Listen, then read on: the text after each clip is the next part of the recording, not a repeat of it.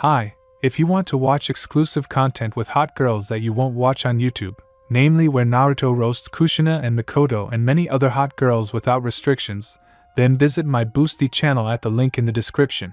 The night sky was strewn with stars.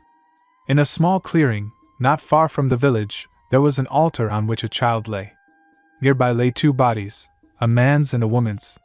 The boy's name was Naruto, and the man and woman were his parents, Minato Namikaze and Kushina Uzumaki.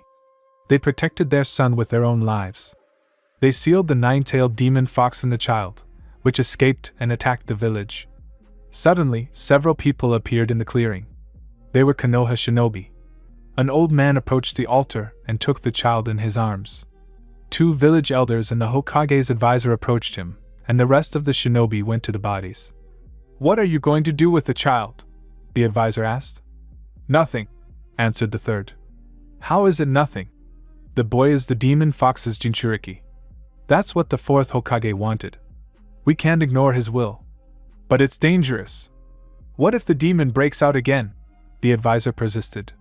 "That won't happen, Danzo. Be sure of it. We can't leave the boy his father's surname. Unnecessary rumors might start," the elder intervened. "I agree, it could lead to unnecessary problems. Also, it will protect Naruto," the third said. At this point, the conversation ended. Somewhere deep in Naruto's subconscious, in a huge room, reminiscent of a sewer, sat 10 huge demons and looked at each other in confusion. The first is the one-tailed demon Ichibi in the form of a raccoon dog with sandy coloring and blue tattoos. The second, or rather the second one, is the two-tailed demon Nibi in the form of a cat dressed in blue flames. The third is the three-tailed demon Sambai in the form of a turtle with a swamp green shell. The fourth is the four-tailed demon Yambi, a mighty monkey king, a scarlet gorilla. The fifth is the five-tailed demon Gobi, a hybrid of a horse and a dolphin with a white color. The sixth is the six-tailed demon Rokubi, is a slug with a light blue color. The seventh is the seven-tailed demon Nanabai, a rhinoceros beetle of a blue-green color. The eighth is the eight-tailed demon Hachibi, an octopus combined with a lilac-colored bull. The ninth is the nine-tailed demon Kyubi, a fox with a bright orange coloring. The 10th and most unexpected is the 10-tailed demon Jubi. He appeared in the form of a deer with clawed paws instead of hooves and a dirty green coloring, and brown horns on which vines hung, and flowers bloomed on them. The Nine-Tails was the first to start his tirade. "Damn Uchihas! Damn Minato! I hate you! Besides sealing me in this child, I now have to sit here with all of you. Is that all you care about now? Aren't you interested in how we ended up here? And why there are 10 of us and not 9? One-tailed fox interrupted the tirade. "I don't know how we ended up here, and as for the other one, I have an idea," the fox said thoughtfully. "Well then, spill it," Eight-Tails grumbled. "I don't have to tell you about it," said the fox, but he was met with warning glances. While the fox was confronting his 8 brothers and sister in a silent battle, the unexpected guest gradually began to come to his senses. He was a little surprised by the changes in his body, but quickly got used to it. After that, he began to look around him and, after a while, stopped his gaze on the other tailed ones. "I can assume," the 10th one spoke up, "that when your chakras mixed, you awakened my consciousness. Now it's clear. You are the 10 tails, or the tree god. But now you are very weak, so you do not pose a threat." Two Tails guessed. "That's right." He looked at the 9 tails. "What was that you said about sealing? Tell me from the beginning." "I don't have to tell you anything." Here the 9 tails encountered a threatening look and shuddered a little. "I'll tell you once. During the birth of my previous vessel, the damn Uchiha attacked, pulled me out and took control of me. The damn 4th Hokage sealed me in his newborn son and the son of the previous host." At the end, the 9 tails almost threw out all the hatred that had accumulated in him through words. "So that means we are all sealed in a child?" "No, not even that. In a newborn baby? We have every chance of breaking free." The 5 tails dawned on everyone. "It's not that easy. Namikaze used a rather old and powerful technique of the Uzumaki clan, so we won't be able to escape so easily," the 9 tails muttered. Suddenly, everyone heard the clanking of chains. It grew louder with each passing second. A moment later, All the tailed ones were in chains and behind strong bars. "Damn technology!" growled the Ninetails. "Interesting. Very interesting," Ten-Tails said in a calm tone. "What's interesting?" asked One-Tailed. "This is a rather ancient technique. Only the strongest Uzumaki could use it, only on those who have Uzumaki blood, and they sacrificed their lives in doing so." "Repeat, who are the parents of the vessel?" The Ten-Tails addressed the Nine-Tails. "Namikaze Minato and Uzumaki Kushina. So how to break out of it? It's all clear. And the answer to your question is, no. This technique can neither be destroyed nor dispelled." Ten-Tails settled down more comfortably. "Seriously? And you're just going to accept it?" Nine-Tailed didn't let up. "Yes. This technique can only hold a limited amount of power, and I can gather energy through this technique as well. When I gather enough power, I will be able to break my chain," Jubi said calmly. "Said the one with the most chains," Ichibi sneered. "At least I will be able to break free, and you will disappear along with the death of your Jinchuriki. And you will not be resurrected again," he said, as if cutting off Jubi, and fell into a deep sleep. "Explain!" "Now!" Kyubi growled. "Shut up, can't you see he's fallen asleep?" said Kyubi Hachibi. "Yes, I understand. I almost forgot to warn you. Through this technique, you will all feel what the Jinchuriki feels. You will also be able to communicate with him to some extent, and transfer a little of your abilities." After that, he probably fell asleep. "How did we end up in this situation?" Yanbi asked resignedly. "Clearly not by chance. Someone moved us here on purpose," the six-tailed Rokubi answered him lazily. "It remains to be seen how he did it and for what purposes." Seven-tailed Nanabai put in his 2 cents. After that, they all went about their business, not forgetting to keep an eye on the boy. After all, life is precious to everyone. The sun was shining. It was so hot outside that even the coolness of the shadows or the room did not save from it. Suddenly, a boy of about 6 years old, with wheat-colored hair, big blue eyes and stripes on his cheeks, ran down the street. All his clothes were covered in paint, with which he had recently painted the entire wall of the Hokage, and now he was running away from the adult shinobi. If they caught him, they would definitely take him to the Hokage, and then make him wash the wall from the paint. Naruto did not want this, so he ran away from them. Quickly turning off the street into a small alley, Naruto ran straight to his house. The house was in critical condition, so no one except the boy lived there. At first Naruto was upset that he lived alone, but then he realized all the advantages of it. No one looked at him with contempt and hatred, did not call him names, beat him, and similar things that happened to him every day. The boy was just about to climb the stairs to the 2nd floor when boys who were 3 years older than Naruto approached him. "Who do we have here?" asked the eldest of them and, apparently, the leader of this gang. "This is that loser. I didn't think he lived in such a wreck." The guy with red hair grinned. "This is where you belong, demon!" All the boys surrounded Naruto and started beating him. Suddenly, sand began to appear around Naruto and flew towards the gang. The boys were scared and frightened, calling Naruto a demon at the end. The sand dispersed, and Naruto, standing up and sniffling, went to his apartment. After treating his wounds, the boy went to the kitchen. He just wanted to get some ramen, but it was not there. Remembering that the ramen had run out last night, the boy went for his wallet. There was very little left in it, but it should be enough for ramen. Of course, if they didn't raise the prices again. After changing, Naruto quickly left the apartment and walked towards the nearest store. The trip took 7 minutes. After quickly buying 3 packs of ramen with the remaining money, Naruto quickly went home. The boy was in such a hurry because it was lunchtime and many adults and children were coming to the cafes that lined the street. He was afraid that everyone would start calling him names, hitting him, laughing at him, and no one would help him. Not even the shinobi that the boy loved and respected so much. Naruto started walking even faster when people started throwing sidelong glances at him. He started running when people started whispering about him. He started running even faster when someone threw something at him. Sad. Naruto was sad, very sad, because he was treated and reacted to like that. He often wondered, why? Why do they treat me like that? Am I somehow worse than others? In what way? Where are my parents? And other questions like that. The boy asked these questions to the third Hokage, who often came to the boy, but he only waved them away or moved on to another topic. This happened every time. Suddenly, Naruto collided with someone and fell. He looked warily at the person he collided with. It was a boy, Naruto's age, with jet black hair and eyes of the same color. He looked at Naruto in surprise, and after a moment, he smiled and extended his hand to Naruto. Are you okay? Naruto sat there with confusion in his eyes. Everyone hated and despised him, and then suddenly this boy appeared. Are you okay? The boy repeated insistently. Why, yes. Naruto snapped out of his stupor and answered. The boy helped Naruto up. What's your name? The boy asked. Naruto didn't answer, but looked at the boy with distrust. He suddenly hit himself in the face. Exactly. My name is Uchiha Sasuke, and yours? Yu Uzumaki and Naruto. Nice to meet you. Naruto was nervous. No one had ever met him before.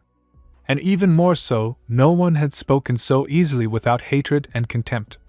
I see. See you later, Uzumaki Naruto.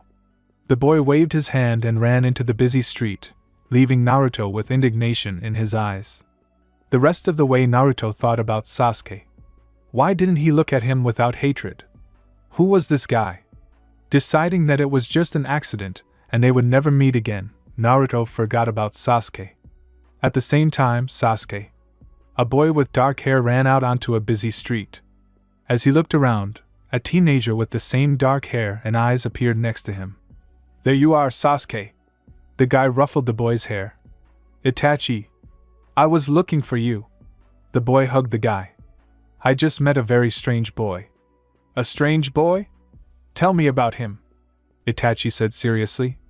I was in a hurry here, so I didn't notice how I bumped into him. It was like he was running away from someone. He looked scared and I barely managed to get his name out of him, the boy said thoughtfully. What's his name? The guy asked casually. The main thing is that the guy didn't harm Sasuke. Uzumaki Naruto. Do you know who he is? The boy asked his brother. I remember his name, but I can't remember anything else. Of course, Itachi was lying. He was ordered not to spread information about Naruto. Better ask your parents. They must know about him.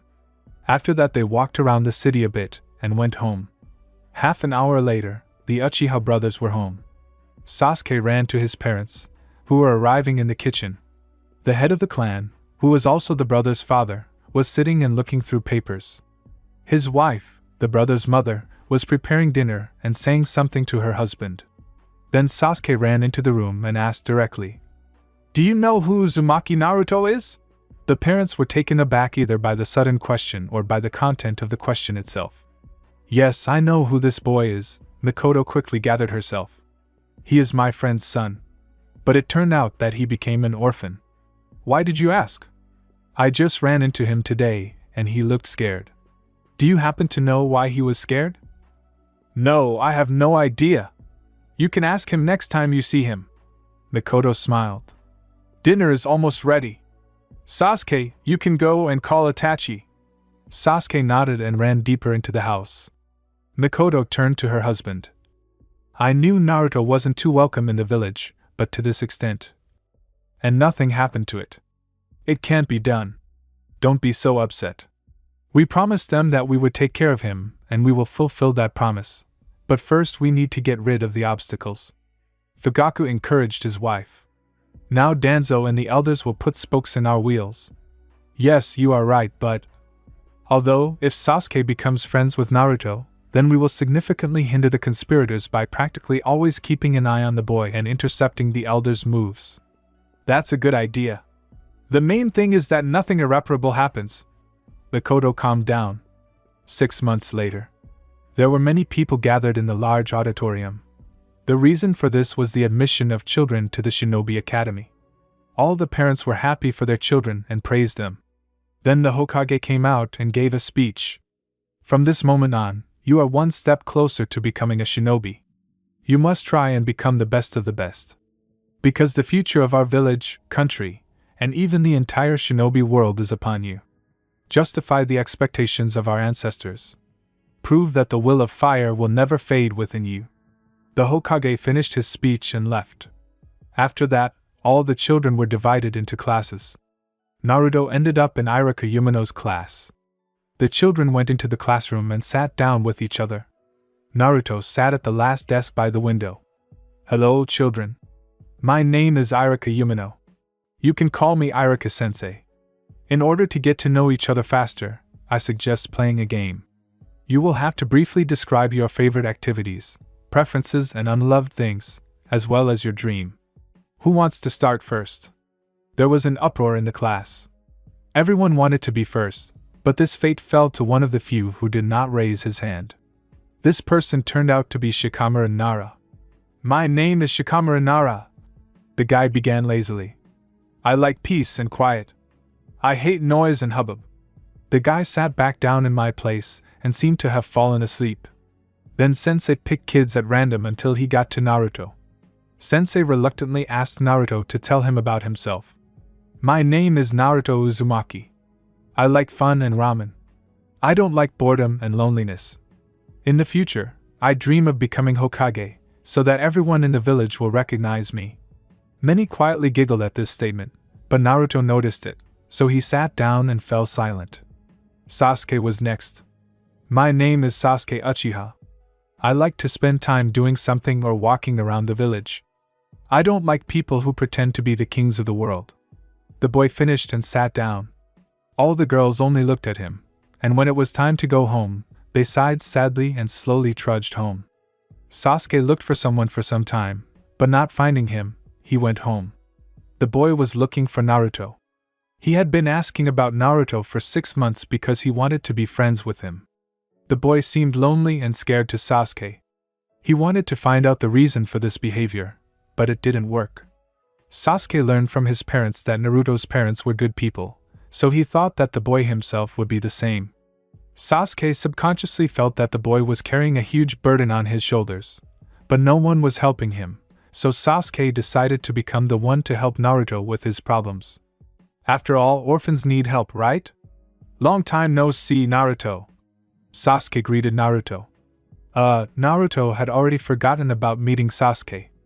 After a minute of hesitation, he remembered. "Ah, it's you. Long time no see. Have you really forgotten about our meeting?" Sasuke asked in a questioning tone. "Do you at least remember my name?" Say. Naruto tried his best to remember. "Sasuke. Remember this once and for all." Then the teacher entered the classroom and announced the beginning of the lesson. Sasuke sat down next to Naruto. Only 10 minutes later, Naruto realized that the free rest was over. Sasuke did not let Naruto even close his eyes, let alone sleep. So the first information received at the academy appeared in Naruto's head. After classes, Naruto was about to leave, but Sasuke stopped him. "Come to my place." It was more of a commanding tone than a request. "Huh? No need. I have things to do." Naruto tried to wave it off. "I know your affairs. Especially since I'm not the only one inviting you to visit. My parents and brother also want to meet you." Naruto was nervous. "My parents knew yours," Sasuke added. Naruto's eyes lit up. He was finally going to learn something about his parents. Sasuke just chuckled. His parents had anticipated this turn of events, so they advised him to mention Naruto's parents. And it worked. "I agree." And Naruto obediently followed Sasuke with a sparkle in his eyes. After half an hour of walking, they came to the house of the head of the Uchiha clan. Naruto began to get a little nervous and looked around, since this area was unknown to him. And after he entered the house, his desire to retreat from here increased many times, but he was calmed by the thought that he would learn at least something about his parents. Meanwhile, Sasuke dragged Naruto into the kitchen, where the older Uchiha was busy. She didn't immediately notice that there was someone else in the kitchen besides her. "I'm home. I brought a friend," Sasuke said to get his mother's attention. "You've already arrived. Quick. I've almost prepared everything, so Sasuke, you can show our guest around for now." Mikoto returned to her original task again. Sasuke dragged Naruto to show him the Uchiha quarter. Naruto immediately noticed that the atmosphere was different. No one looked at him with disdain, did not throw sidelong glances, but smiled and nodded in greeting. Thanks to this, Naruto noticeably relaxed and began to look around. He thought that the quarter could be considered a separate small village, because it had everything. Shops, cafes, several restaurants, and other things that are in other cities. Half an hour after exploring the area, Sasuke led Naruto back home. The boys had just entered when they immediately smelled a pleasant smell that was all over the house. You're back just in time. Go wash your hands and sit down at the table. Mikoto smiled softly. Okay, Mom. Sasuke and Naruto went to wash their hands. This process did not take long and soon the boys were sitting at the table. Besides them, Mikoto, Fugaku and Itachi were sitting at the table. You're still very much like your father, Naruto-kun, Mikoto said softly. Father? Naruto asked. The word alone made Naruto's eyes light up. Yes. He was a good man, sympathetic. He put his comrades above all else, not the completion of missions. You got your looks from him, Naruto-kun, Fugaku said. And everyone was afraid of your mother. If she didn't like something, then expect trouble. She was an honest person, but too noisy and always interfering. Mikoto laughed. You got her character. Naruto's eyes were simply shining with happiness. He finally learned something about his parents. The boy continued to listen attentively to people, occasionally asking questions. So Naruto became friends at first sight with the cold-blooded and cruel Uchihos, whom he heard about from the villagers. Naruto became good friends with the Uchihos. Now the boy did not pay much attention to the villagers, but tried to study, listen to the teacher and complete assignments. In his free time, he spent with the Uchihos. They were glad of the boy's presence. So they protected Naruto from Danzo and the elders, looked after him and led him along the right path without despair, loneliness and cruelty. They also prevented Danzo from implementing his plan to seize power. 4 years flew by unnoticed. Everyone at the academy had already gotten used to the active blonde and didn't pay any attention to him. Only 1 year left at the academy, and the children would become Geninani. Everything would have continued like this if not for one incident that changed the lives of many in the village. It was an ordinary day. Well, like an ordinary day. October 10th, the day the nine-tailed demon fox broke loose and destroyed half the village. It was also the day Naruto was born. Because of these reasons, Naruto never left the house on that day. Or the next two. To make sure nothing happened to him. And this time Naruto decided to stay home. The boy just wanted to eat, but realized that there was no ramen. After thinking and deciding that he still needed to go out, he quickly got dressed, took his wallet and left the apartment. The smell of fresh paint hit his nose, but Naruto did not pay attention to it. He knew that these were the inscriptions left by the villagers. Having reached the nearest store, Naruto bought several packs of ramen and quickly walked home. The shortest way home was through 3 alleys, but in order to get home faster, he had to go this way. Having decided on the way home, the boy walked even faster. The first alley was quieter, as there was no one there, and almost no one lived in the houses. The first one was passed without delays. The second alley met the boy with sidelong glances. The boy hurried, and a stone flying at him missed its target. Having let a couple of obscene remarks pass through his ears, Naruto passed the second alley. The third alley greeted Naruto with a warning silence. It was very quiet here. Naruto didn't like it right away. He had a bad feeling, but pushing away unnecessary thoughts, Naruto stepped into the alley. Halfway there, Naruto was pushed from behind. The boy didn't even have time to turn around to see who had hit him before he was hit again. The boy fell on his side. The next blow came to his stomach. Well, what is it like, demon, to feel powerless against someone stronger than you? I will stop if you asked me to. The stranger continued to beat the boy, not even allowing him to say anything. I lied. My parents asked you to stop, but you did not stop. You killed without even thinking about those who died. And now you will pay in full. The blows rained down one after another. This would have continued further, if not for a blow to the head, which sent the boy into the subconscious. Naruto began to examine everything around. The corridor that leads to the unknown. Old walls and pipes that go from corner to corner. Water up to the ankles. Naruto began to walk down the corridor. With each step it became more and more scary. Something unknown was pressing on the boy, but he continued to stubbornly move forward. Soon, the boy stopped in a small round room, in which there were 10 cells and many chains that stretched from the ceiling into the cells. Especially many chains went into the darkest cell. "What are you doing here, boy?" someone from the neighboring, right-hand cage asked in a hateful tone. "Who are you?" the boy asked warily. "You don't need to know who I am. You should be afraid of me." 2 scarlet eyes with vertical pupils flashed behind the bars.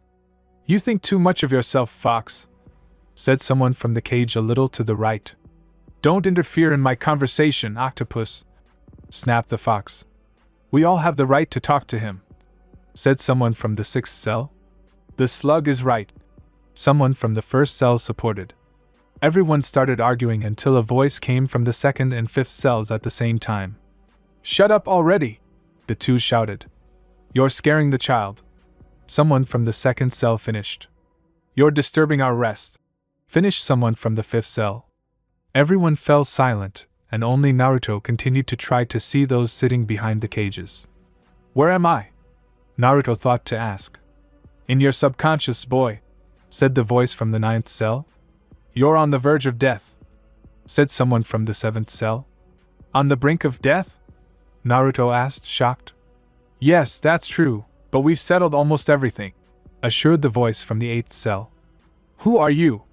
Naruto asked the next question. "We are tailed demons," replied the voice from the 7th cell. "Tailed demons?" Naruto wondered. "Biju that are distributed among the villages. But how did you end up here?" "We don't know ourselves," answered the voice from the 2nd cell. Time is almost up. Remember, don't tell anyone about us. Don't tell anyone that you talked to us. Until next time, boy," said the voice from the 9th cell. Naruto woke up in that same alley. He was completely crippled and couldn't move his right arm. Somehow gathering his strength, Naruto stood up and grabbed a bag of ramen, slowly. Having somehow entered the house, Naruto fell from exhaustion. He thought about the words of the one who was in the 9th cell, but he did not forget about everyone else. He still had questions, but he decided to leave them for later. Gathering his strength and standing up, Naruto went to get the first aid kit to treat his wounds. He learned the basics of medicine at the academy and from Mikoto. The woman often talked about medicine, and Naruto listened to her attentively. And now this knowledge came in handy and, one might say, saved his life. First, the boy treated the bruises and scratches, and then moved on to the arm. As he realized after examining it, it was broken. But Naruto had some knowledge here too. Having secured the bandaged arm to the body, Naruto remembered that he was hungry. Having brewed ramen, the boy continued to think about the words of the voices from the cells. Not tell? As if anyone would believe him. They would only think he was crazy. Naruto didn't want that, so he decided to keep quiet about it for now. Afraid? Why? There was no need to be afraid until there was a threat. Now Naruto decided to think about the words of the man who beat him. Why did he think I was a demon? Is it because they are inside me that I am hated? Naruto came through the chain and realized that his dream was not destined to come true. He was just a weapon that would not be allowed to take power. He was just a machine that many wanted to take over. Including the Uchihas, someone said from the subconscious. That's not true, the boy cried out. It's true. They are a clan that craves power, and you are their weapon to get it, the voice continued to say. No. This can't be. It can't be, Naruto despaired. It can. It absolutely can, the boy's voice assured. Why should I believe you? The boy asked. You and I are in the same boat, the voice interrupted. What do you mean, we with you? We need to talk to them, another voice chimed in.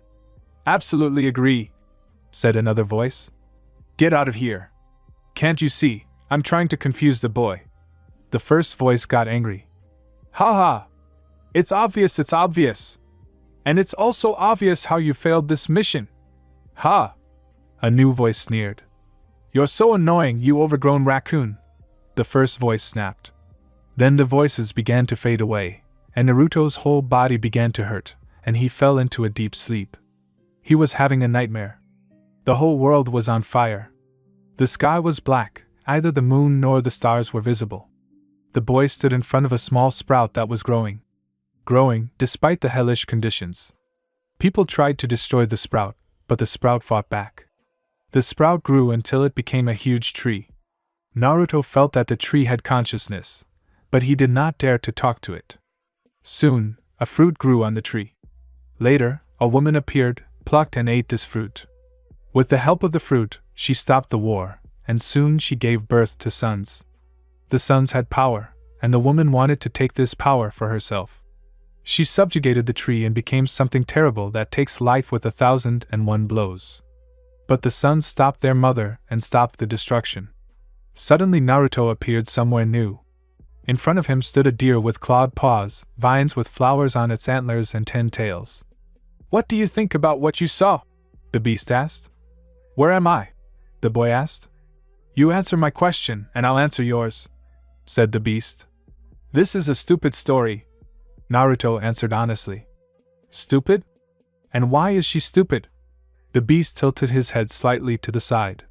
"I answered your question, now you answer mine. You are in a place where we can talk. I created it." "I see. The story is stupid, because that woman tried to create the world. But she destroyed it herself. It's very stupid. Now my question is, who are you?" "Clever. I am the one who lives in your consciousness," the beast answered. "The one in the 10th cell?" the boy asked. "That's right. Now it's my turn to ask. What would you do in her place?" "What would I do?" Naruto thought for a moment, but answered almost immediately. "I would try to reconcile both sides without resorting to force." A very interesting answer, but I liked it. The beast waved its tails. "See you later, Uzumaki Naruto." After saying goodbye, Naruto fell into a normal sleep. Commentary on Part 6. Conversation. Guys, the thing is that my older sister has exams and she took her laptop, and it's impossible to write on the phone.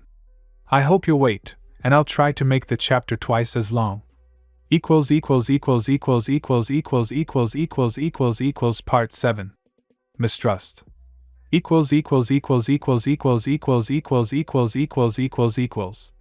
Naruto stayed home for a few days and was getting better. Few people noticed this because many had already gotten used to Naruto not leaving the house at this time. After a week, some people still asked out loud about the boy. The next day, Sasuke told his parents about the boy's disappearance. They promised to do everything possible. The next day, Naruto showed up at school, despite his wounds. The teachers were just amazed, shook their heads, and stopped paying attention. In their minds, they knew it wasn't fair. Beating up a defenseless orphan, even if he has a demon inside him. And the Hokage didn't even pay attention. What in this world is going on? The classroom was noisy. Everyone was talking about different things, but it became quiet as soon as Naruto entered the classroom. Many bandaged places, hand, right eye, head, arms and legs. "What happened to you, loser? Did they beat you up?" Someone in the class chuckled. "Where is the Hokage looking? Have they started beating up the children already?" Someone grumbled. "What happened to you? Tell me," someone asked. Not paying attention to anyone, Naruto sat down at the farthest desk in the corner where there was no one. Everyone was surprised. Naruto did not sit with Sasuke. The girls immediately ran to take the empty seat, and the boys continued to stare at Naruto. Usually, he would respond sarcastically to those who called him names, but now he didn't pay attention to it. Something strange must have happened, since someone like Naruto went quiet. "Hey, are you deaf or something? You were told to tell me what happened," someone from the class said. Naruto looked up at the boy with his eyes. They didn't have the same sparkle that they always had. Instead, they were filled with sadness, loneliness, acceptance of the inevitable, emptiness, and coldness. As if the life had been sucked out of him. "Nothing happened.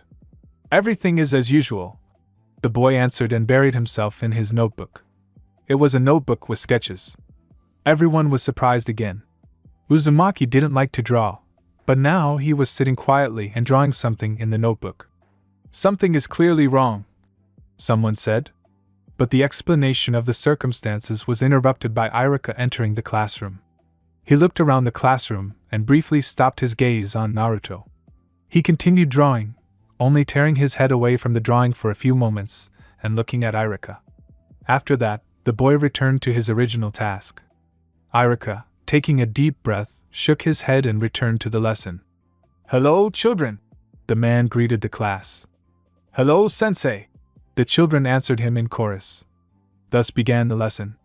Whispers were going around the classroom the whole time. Everyone in the class was discussing what had happened to Naruto. In some way, they wanted the old days with the restless boy to return, and many thought that it would soon be like that, but something deep inside said that it would not be like that. Someone tried to see what Naruto was drawing, but no one could do it. They only managed to make out the face of a deer, the faces of people distorted in a grin and contempt, chains and different eyes with narrow pupils. Also, one face stood out in the drawing, which was laughing. All of these were sketches. But one could already tell from their verisimilitude that he had seen these faces quite often. "Hello, Naruto. Are you okay?" Sasuke asked as he approached the boy. "Hello? Yes, everything is fine," Naruto replied coldly. The boy still remembered the words of the voice that said that the Uchiha were using him. "Why didn't you tell us that you were beaten up again?" Sasuke asked. Naruto had been beaten up a lot before, and the Uchihas had helped him with his wounds. So it was no surprise that Sasuke wasn't that surprised by this. "Every movement was given to me through severe pain, so I could not ask for help," Naruto lied. He was partly telling the truth, but he stopped trusting the Uchiha, so he did not call for help. "I see. Let's go to my place after classes are over. That way your wounds will be treated better," said the dark-haired man. "It won't work. I'll be busy," Naruto said firmly. "But you... I can handle the wounds myself." Naruto then continued drawing, and Sasuke sat down in his seat, confused. They didn't talk anymore. At most, they exchanged a few words and then went their separate ways. With each passing day, Naruto became less talkative, until it got to the point where it was practically impossible to get out any word with emotion or for a simple unnecessary conversation. The guy appeared on the streets less and less often. Naruto walked around all the time thoughtfully. He didn't talk to anyone, became invisible because of his quietness and uncommunicativeness. Some began to consider him a living ghost. About 6 months passed. Today was exam day. Everyone in the academy was chatting about the upcoming exams, some about the upcoming graduation and cool assignments, some were sitting and repeating everything. There were also children who did nothing. Naruto was among them. He was sitting and drawing. He was drawing everything he could see. And so, several teachers enter the classroom and talk about the upcoming exam. First there was a written part, then a part where the students' knowledge of jutsu was tested. A few hours later, Naruto walked out of the classroom with the village's protector in his hands. He barely passed. He passed the written part normally, but had problems passing the jutsu. He couldn't do basic phantom clones. To be honest, he was bad at controlling his chakra. He was just about to leave the academy when the new teacher Mizuki approached him. "Hello, Naruto-kun," he greeted the boy. "Hello, Mizuki-sensei," the guy replied. "Congratulations on passing your exams." "Thank you, now I have to go." Naruto was in such a hurry because he hadn't been able to. "I like the new sensei." "Okay." Naruto went home. He felt like he was being watched the whole way, and as soon as he got to his floor, he was attacked. It was Mizuki. Commentary on Part 7. Distrust. Sorry that the part is small, I didn't keep my promise, but I tried and will try. And forgive me for the mistakes too. Part 8. The Riddle of Names.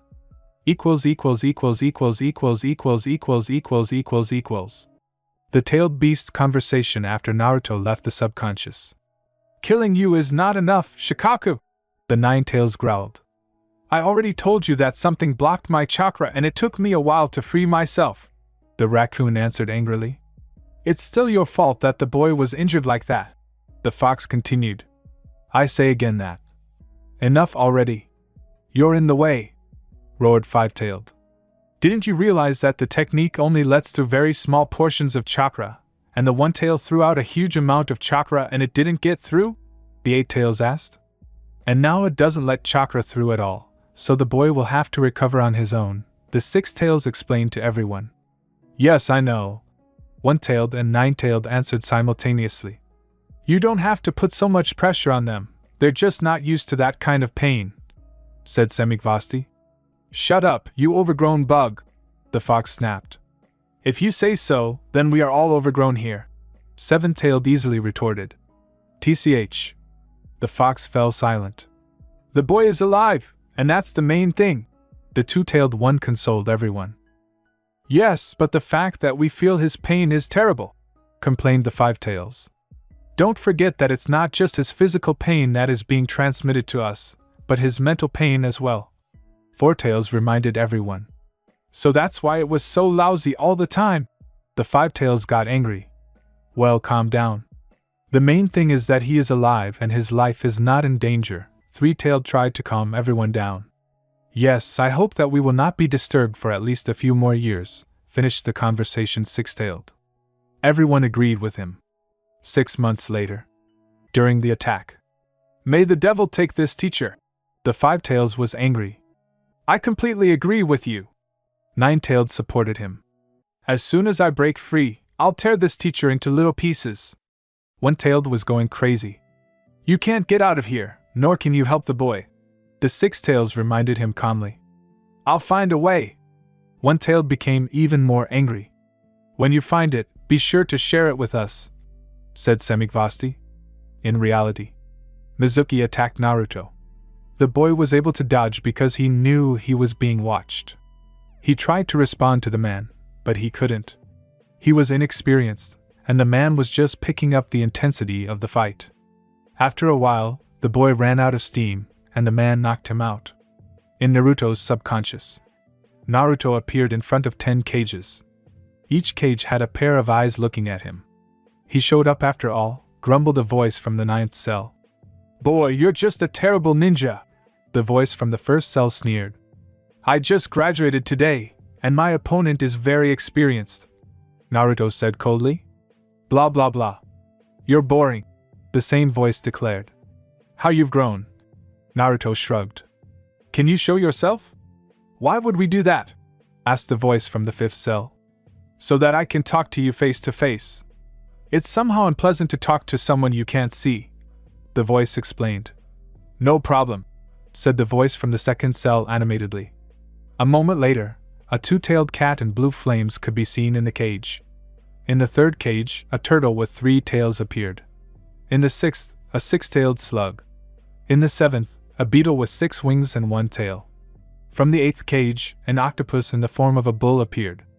From the 1st cage, a raccoon dog with 1 tail appeared with a snort. In the 4th, a gorilla with 4 tails.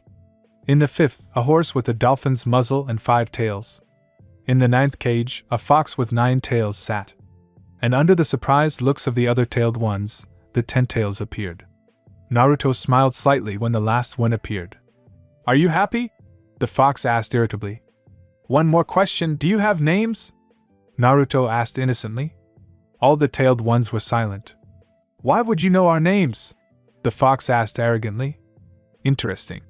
Every creature has a name, which means you do too. But don't be stubborn. I heard that you were created by the Sage of the 6 Paths, which means he gave you names. Yes, we have names, Two-Tailed said sadly. She just wanted to say her name, but Naruto quickly disappeared. He woke up. This is the first time I've heard of a human being asking about our name, Five Tails said in shock. Maybe he. That can't be. Prophecies always lie, said the 5 Tails. But I still believe, Two-Tailed said sadly. It's your personal business whether to speak or not, finished the 5 Tails. Part 9. Shadow Clone Technique.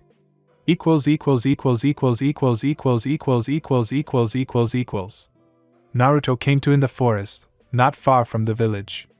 It was already night, and a small clearing was illuminated by moonlight. Suddenly, Mizuki appeared in front of him and put a strange bracelet on his hand. You're already awake, the man said. Don't be afraid. Just do one thing for me and I'll let you go. What is my task and what is this bracelet? Naruto asked coldly. Oh, you can't wait to get started, and this bracelet will explode if you report me or don't do what I want. No, I just want to take off this bracelet, the boy explained. It doesn't matter though. Your task is to steal the scroll of seals. After you give it to me, you can go wherever you want. You can start right now. Can I ask a question? Yes, you can. Why can't you steal the scroll? Naruto asked a logical question. The Konoha ninja have already realized that I'm a spy and are looking for me, but no one will even pay attention to you, Mizuki explained. I see. Mizuki freed Naruto, and the boy went to the village. Naruto went through a tunnel under the wall that he had found when he was little. Naruto quickly made a plan of action as he walked towards the Hokage's residence. After slipping past the shinobi guards and entering the building, Naruto began looking for the right door, while trying to avoid being seen by the guards. The latter was easy to do, as the guards that were inside the building were relaxed, despite the fact that a spy was being sought in the village. Having found the door to the vault and entered it, Naruto began to look around. He quickly found a large scroll and sat down to study it. He decided to find some use for it. The boy was sure that no one, not even Mizuki, would know that he had read this scroll, and he decided to study the first technique he came across for self-defense. Suddenly, Mizuki would decide to kill him when he brought the scroll, and he would have nothing to fight back with. Quickly learning the shadow clone technique, Naruto took the scroll and slipped out of the building. He ran through the darkest streets and returned to the clearing where he woke up. Mizuki was already waiting for him, and he immediately perked up when Naruto appeared with the scroll in his hands. I did what you asked? Now take off the bracelet, Naruto demanded. First you give me the scroll, the man snapped. Why should I be sure that you won't kill me after this?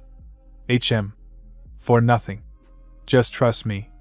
Realizing that the boy would not give up the scroll so easily, the man took out a kunai. Give it to me, otherwise you will not live. No, Naruto said decisively and also took out a kunai. Mizuki attacked Naruto, but his kunai was stopped by an unknown person. This unknown person turned out to be Iruka. Iruka! Mizuki got angry. Get away quickly or you'll die. No! You hurt my student, got him involved in all this, turned out to be a spy, so I will stop you. Iruka entered into a fight with Mizuki. The fight lasted for several minutes when Mizuki pulled out a large shuriken from somewhere and threw it at Naruto. The boy didn't have time to react and Iruka blocked him from the blow. Naruto's eyes widened in surprise. Someone from the village blocked him from the blow. Blood started to flow from the corner of Iruka's mouth. Iruka-sensei, Naruto said in shock. Are you okay, Naruto? Iruka asked. Naruto noticed that Mizuki was preparing for another attack. The boy couldn't let that happen. He used the shadow clone technique. Hundreds of Narutos appeared in the small clearing. Each one had a kunai in their hand. Realizing that he was in danger, Mizuki went to his final plan. Naruto, do you know why everyone in the village hates you? Mizuki began. Mizuki, no! Iruka shouted. You don't have to do this. You know what could happen. They hate you because there is a monster inside you. The same demon fox that destroyed the village 12 years ago. The fourth Hokage sealed it inside you and because of it, you are hated in the village. Do you feel anything after that? Hatred or sadness? Because if it weren't for the fourth Hokage, then, Naruto interrupted the man. Then the fox would have destroyed the entire world, not just the village. Many more people would have died, and then the other-tailed beasts would have broken out. The fourth sealed him in me so that I could protect this world from the threat of destruction, and the inhabitants are simply blind because of the hatred they feel for the fox. As for the question of what I feel hunger. As proof, the boy's stomach growled.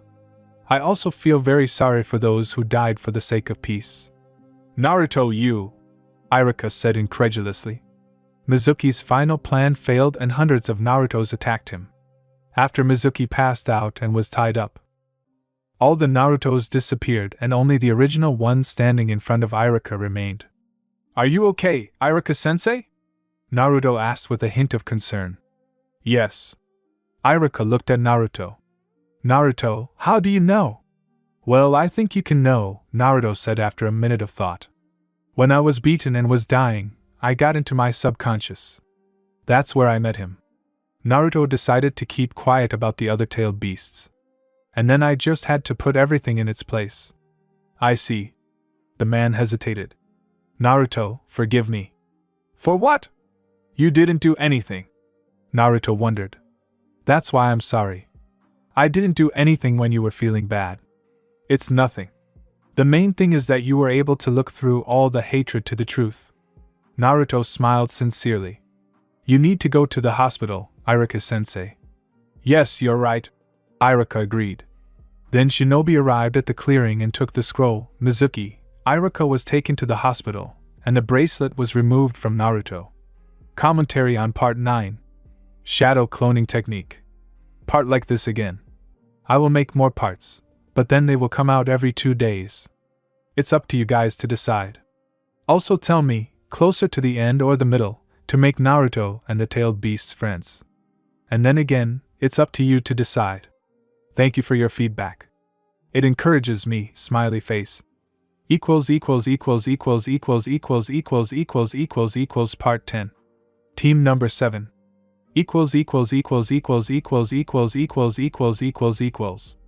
Naruto didn't get enough sleep, so he was nodding off all day. In the morning, he barely got up and was almost late to the academy. It was noisy there as usual. Since Naruto was almost late, he had to sit with Sasuke, making a couple of enemies in the form of his former classmates. Sakura sat down next to Naruto. Naruto felt that many glances were burning into him. Sakura, let's switch places, Naruto suggested, unable to resist. Sakura was taken aback by the sudden question, but quickly came to her senses and happily accepted the offer. Now Naruto was receiving only a few glances, but he decided to ignore them. The boy decided to do his usual thing, draw. The noise and hubbub stopped when Iruka entered the classroom. He quickly glanced around the classroom and moved on. Congratulations to all of you on passing your exams. Now you are all ninjas and can begin to carry out missions with your teams, which I will now announce. So the man began to announce teams of 3 people. Naruto was distracted when he heard his name and listened to the announcement of Team 7. Naruto Uzumaki, Sakura Haruno, and Sasuke Uchiha. Out of all the people, Sakura was the only one who was happy to be on a team with Uchiha. After all the teams were announced, the children waited for their senseis. All the teams began to leave until only Team 7 remained in the room. An hour passed. 2. 3. Naruto continued drawing, Sakura pestered Sasuke, and the latter wondered what had happened to Naruto. He no longer tried to talk to the blue-eyed man, because he knew it was useless. In the past, he had often tried to talk to him, but it hadn't worked. Naruto always found a reason to end the conversation. He didn't know what to do, and he couldn't turn to his brother for advice. Itachi had gone on a secret mission 6 months ago and was not in the village. Suddenly Naruto stood up with a mysterious grin on his face and walked up to the board. There he took a sponge that was used to wipe the board, followed by a chair that he placed in front of the door. He then climbed onto it, opened the door slightly and made it so that the door held the sponge with the note that Naruto took out of his pocket, and when someone opened the door, the sponge would fall on the head of the person who came in. After that, he put the chair back in place and sat down where he had stood. Naruto, do you really think that this can catch an experienced jonin? Sakura asked with sarcasm in her voice. You'll find out in 5 minutes. Naruto grinned and sat down in his place, where he continued drawing. Naruto's teammates were amazed when exactly 5 minutes later a masked man entered the classroom.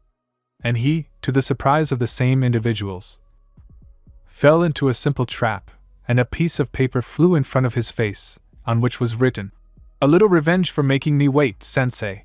And at the bottom was written the time they sat in the classroom. Right down to the seconds. Sorry, sensei, I tried to talk that idiot out of this idea, but he still did it. The girl began to report, but in her thoughts she was praising Naruto. It's okay. The man looked around at those present. I suggest we go somewhere else to get to know each other. Everyone obediently followed him. They came to an open room, which was located on the roof of the academy. Everyone sat down on a small ladder and looked expectantly at the teacher. He did not make them wait long. First, let's get acquainted. You can tell us what you like, what you don't like, and what dream you have. Everyone looked at him tensely. Sensei, let's have you tell us about yourself first, Sakura suggested. The boys nodded in agreement. Okay. My name is Kakashi Hataki. You don't need to know what I like, what I don't like, or what my dream is, the man said easily. Now it's up to you. My name is Sakura Haruno, the girl began. I like. A meaningful look at Sasuke. And if I don't like? A sideways glance at Naruto. The latter only sighed heavily. My dream is a secret. That's all. My name is Uchiha Sasuke. I like training. I don't like narcissistic people. I want to be strong. The boy sat down. My name is Naruto Uzumaki. I don't know what I like. I don't like the way the villagers treat me. Kakashi tensed up a little. My dream is to see the world. Okay. We're done for today. Come to the training ground tomorrow at 7. The man was about to leave when he remembered something. By the way, you better not eat anything, otherwise you might get sick. After that, he disappeared. The boys quickly dispersed. Naruto came home and immediately went to bed. In his dream, he again found himself in the room with the cages. They were quietly talking about something. You're already here. The fox sighed. Yes. I have little choice, the guy answered sadly. Remember, you asked about our names? The cat perked up. Yes, Naruto answered, confused. I'll tell you my name. My name is Nibi, said the cat. Suddenly, a small connection appeared between Naruto and Nibi. Everyone was surprised, and the Ten-Tails just chuckled. And my name is Rokubi, the Six-Tails suddenly said. A connection had been established between him and the boy. What is this?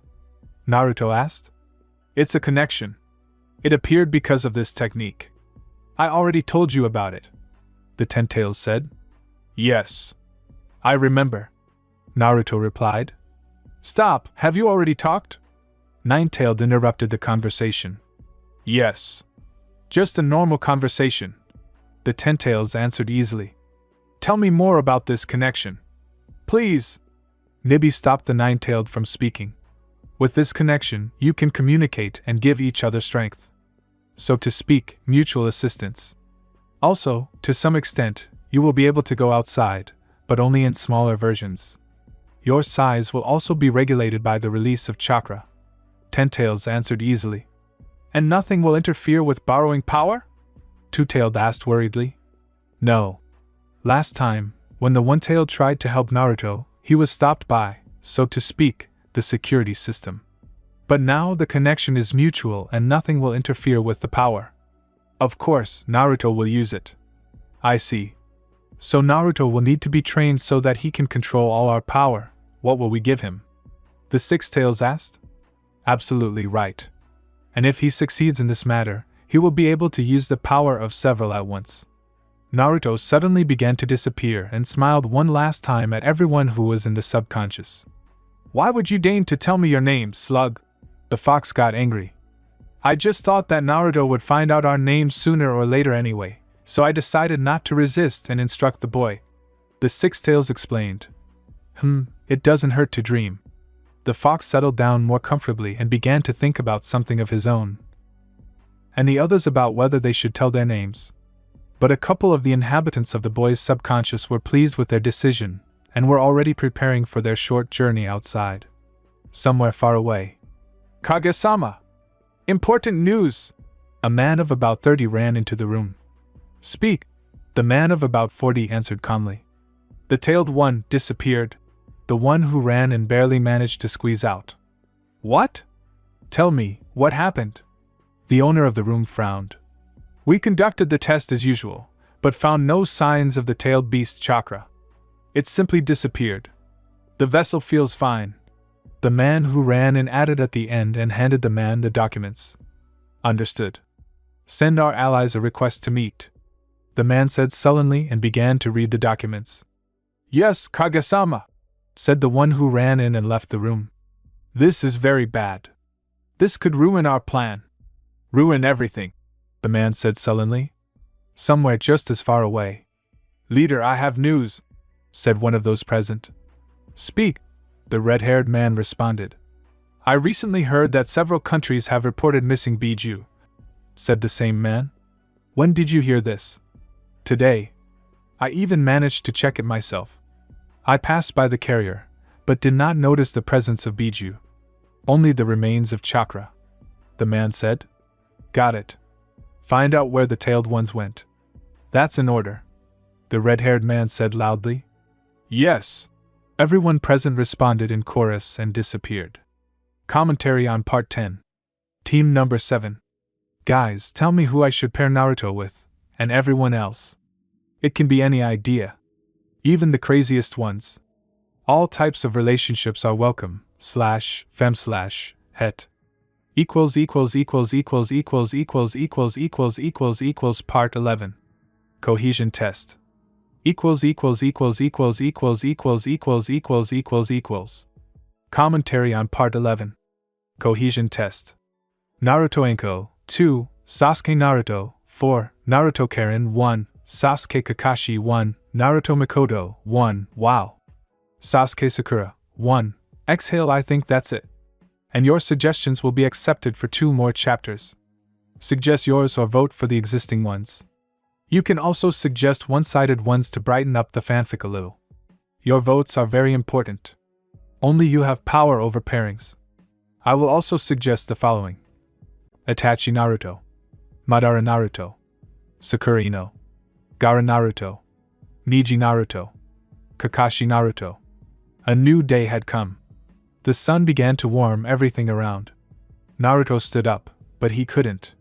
There were 2 small creatures sitting on him. The boy rubbed his still sleepy eyes and realized that the 2-tailed and 6-tailed were sitting on him and looking at him. They were slightly larger than a cat. Already awake? 6-tailed noted. You need to get up or you'll be late. 2-tails worried. It's okay. Sensei will be about 3 hours late anyway. I'll have a normal breakfast by then. Naruto stretched. For the next few hours, Naruto went about his normal daily routine. Washed himself, did his morning exercises, made breakfast. Who's got 2 more servings for, Naruto? Nibi asked. For you, Naruto replied, placing the plates on the table. For us? The cat repeated, puzzled. But why? You are now, to some extent, living beings. And all living beings need to eat so as not to weaken and die. The boy explained, sitting down at the table. I see. You are very kind, Naruto. Rokubi noted. To some extent. Naruto mumbled. So the 3 of them spent breakfast, talking about various things along the way. Mostly about sealing techniques. After breakfast, Naruto washed the plates and went to pack his bag. The packing went quickly and Naruto was about to leave, but a problem arose. Neither Naruto nor the tailed beast could move more than 15 meters away from each other. When they crossed the boundaries of what was allowed, they were automatically attracted to each other. So what should we do? Nibi asked, puzzled. Should we go back? Not necessarily. I remember something like that from the 10 Tails stories. Naruto asked thoughtfully. Oh. Right. Since no one can sense your chakra, you can make your chakra ghostly or phantom. That's the only way to tie it all together. Exactly. And with this technique, it should be very simple. Right. Rokubi guessed. Right. Naruto started messing with the connection. After a few minutes, the tailed beasts became the size of kittens, only Naruto could see them and no one could feel their chakra. Naruto went outside and walked to their training ground. The boy was right, and no one saw or felt the tailed beasts. And Naruto calmly communicated with them through a mental connection. 10 minutes of walking and a cheerful Naruto is already standing in front of his half-asleep and hungry teammates. Where have you been, Naruto? Sakura asked indignantly. I had breakfast, Naruto answered calmly. What? Sensei told us not to eat, Sakura screamed. Didn't you get it? He lies like he breathes. It's obvious that he told us not to eat for some plan. And I don't want to go hungry all day. And from his punctuation, you could tell he was going to be late again. Naruto explained to the girl. Smart, the girl hesitated and went to her place. Their sensei was still missing and Naruto took pity on his poor teammates.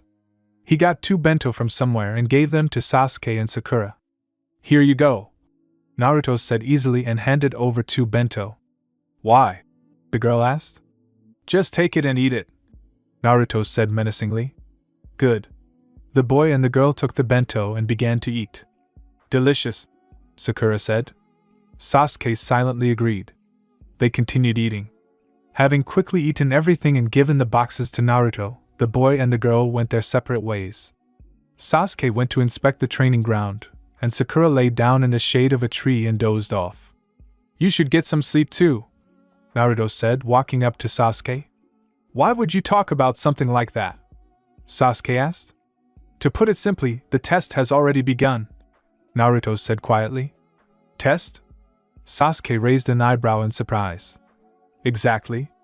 Sensei is testing our unity and willingness to help each other, Naruto explained quietly. When he appears, I will wake you up.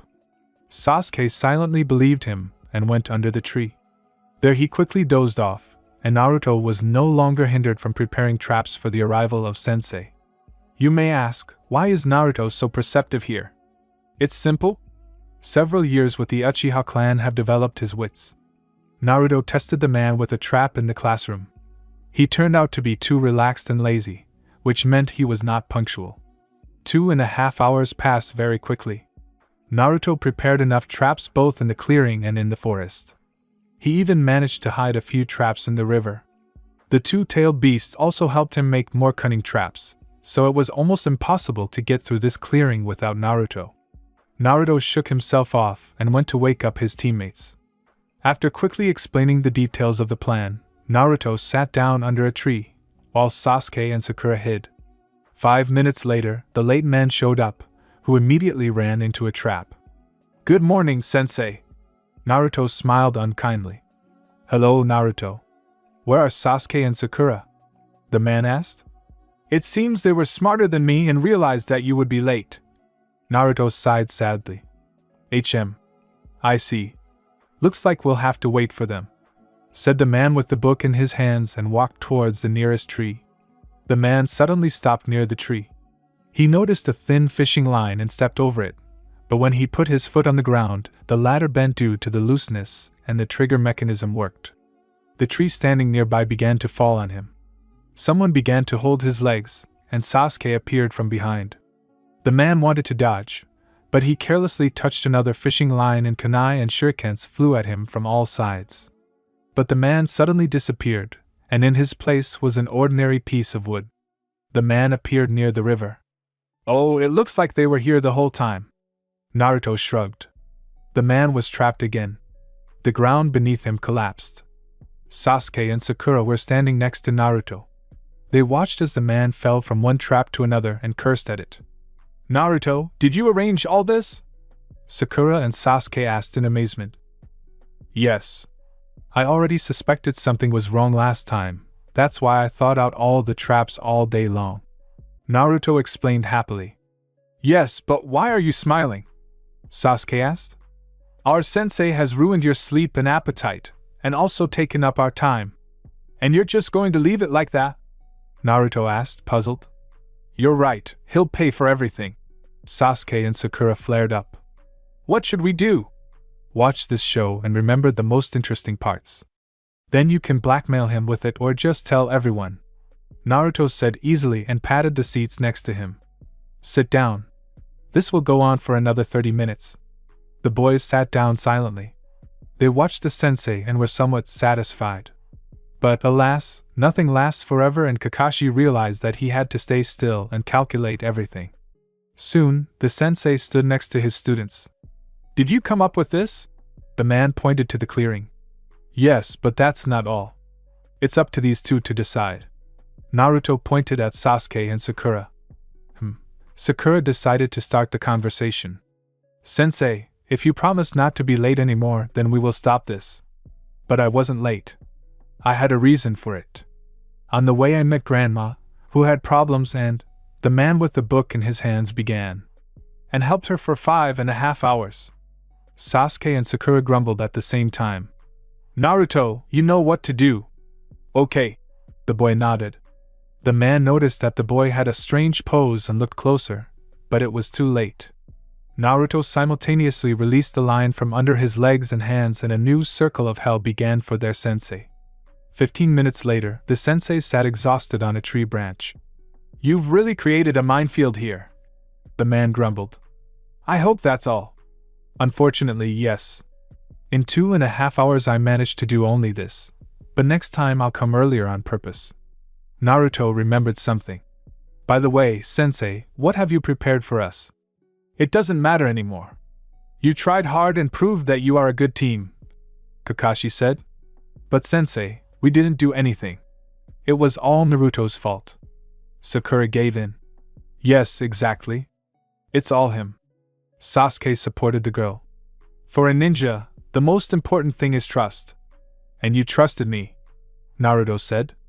Everyone looked at him, puzzled. How were you supposed to know that I didn't poison your food or set traps specifically for you?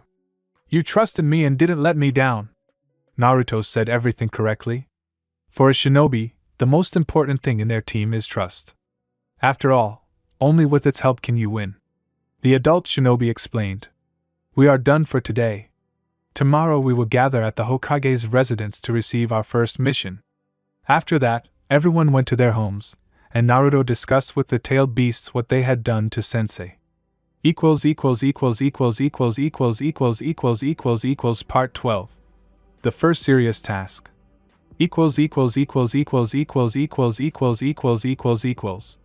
For a month, Team 7 had been doing D-rank missions. They were weeding gardens and catching cats, including the same one. The team was getting pretty fed up with it, and was now arguing with the Hokage about which mission to take. How many times do I have to tell you that you are not experienced enough to carry out missions of a higher rank? The third was angry. So how do we get experience if we don't do higher rank missions, but just weed the gardens and catch cats? Naruto asked. I'm not against such missions, but it's not fair. The other teams have already done at least one C-rank mission each. Naruto is right. We are already experienced enough to carry out C-rank missions, Sasuke added.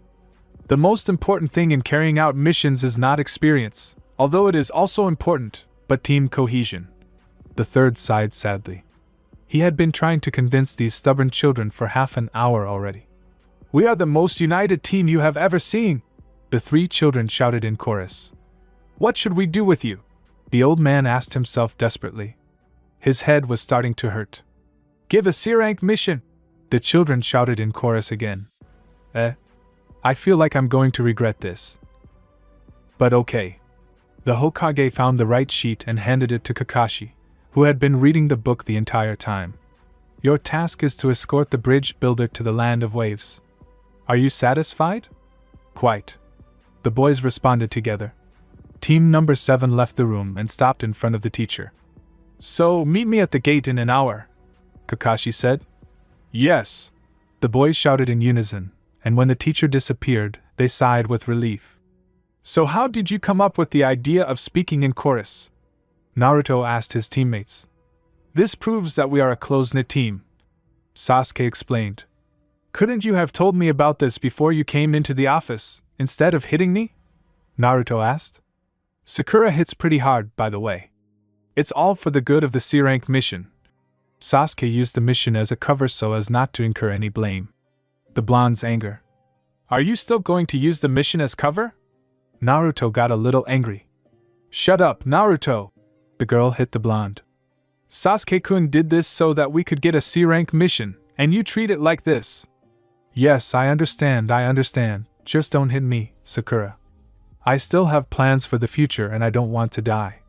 Naruto grumbled, but no one listened to him, probably.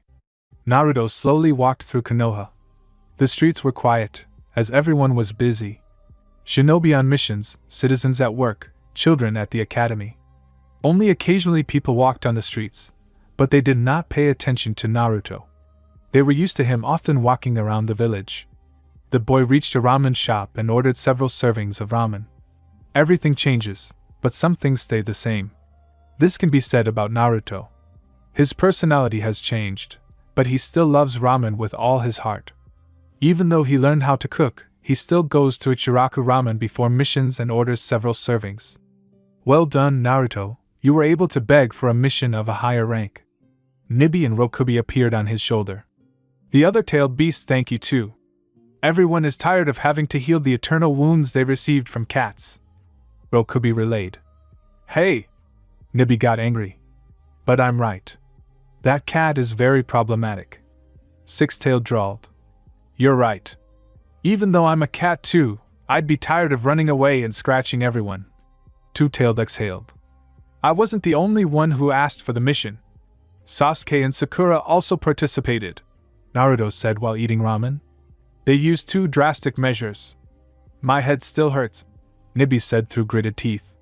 Yes, and this girl's blows are very strong. She should definitely learn from Tsunade, Rokubi said slowly. Don't jinx it, Naruto and Nibi shouted in unison.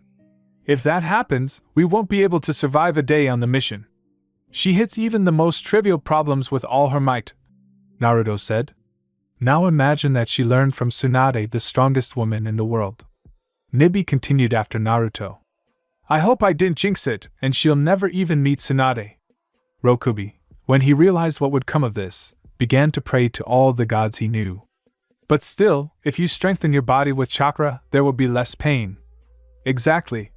This way you can escape Sakura's blows. All that's left is to train until it becomes automatic. Naruto began to rejoice.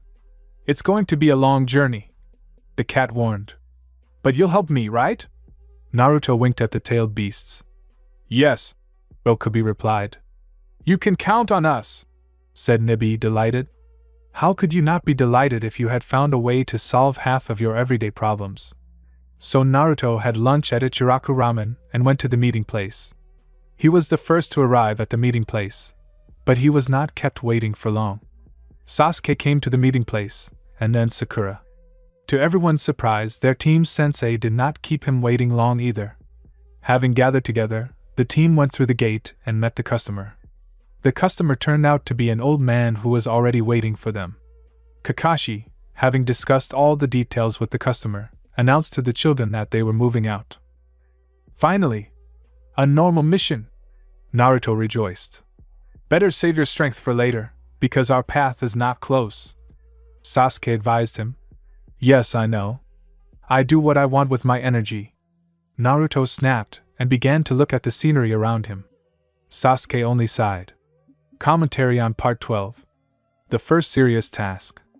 I lost my inspiration, that's why this part is so small. Sorry. I have a question. Who can become a beta for this fanfic, and also help write the fanfic part-time? I also thought it over well and decided that probably, in order not to offend anyone, it is worth not adding pairings. Maybe just small hints about it or just separate chapters at the end, like OVA or alternative ending. I have a lot of doubts and no one to dispel them for me. That's why I often turn to you guys. Well, if you still decide that it's better to add a pairing, then this is the last chapter, when you can vote for pairings and one-sided ones. And the romance itself will only be hinted at and fleetingly run through here. I'm not an expert in this. And I know that I'm a bore, asking every piece of advice from readers, that's just me. Part 13. Interview.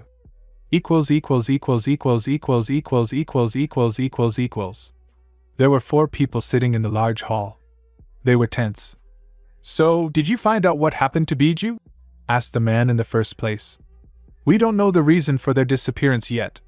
The man in the first place responded.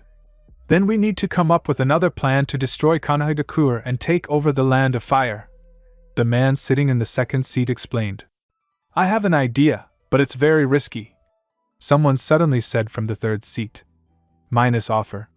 The Kazekage allowed.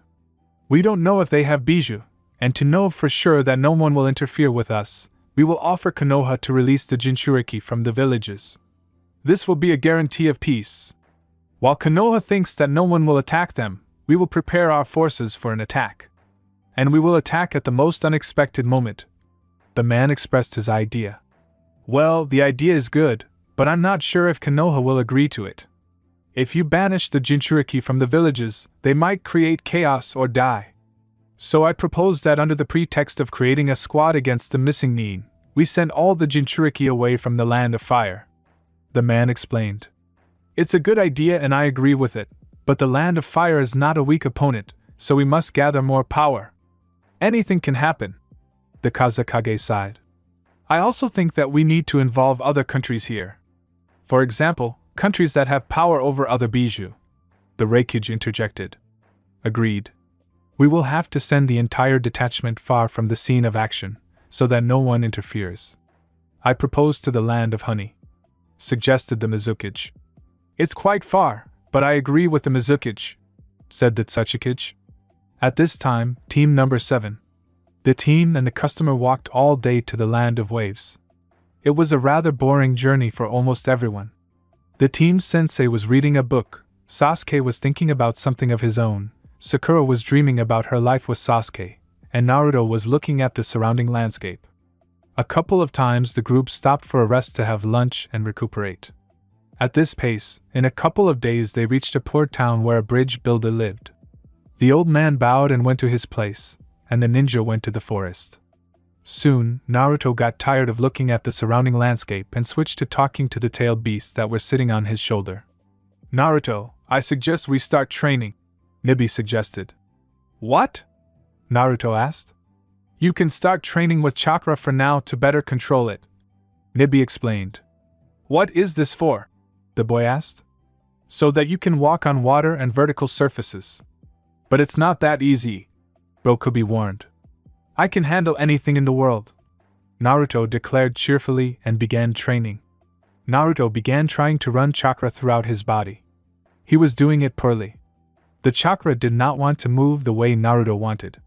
So Naruto wasted half an hour training. There was practically no progress. Because of this, Naruto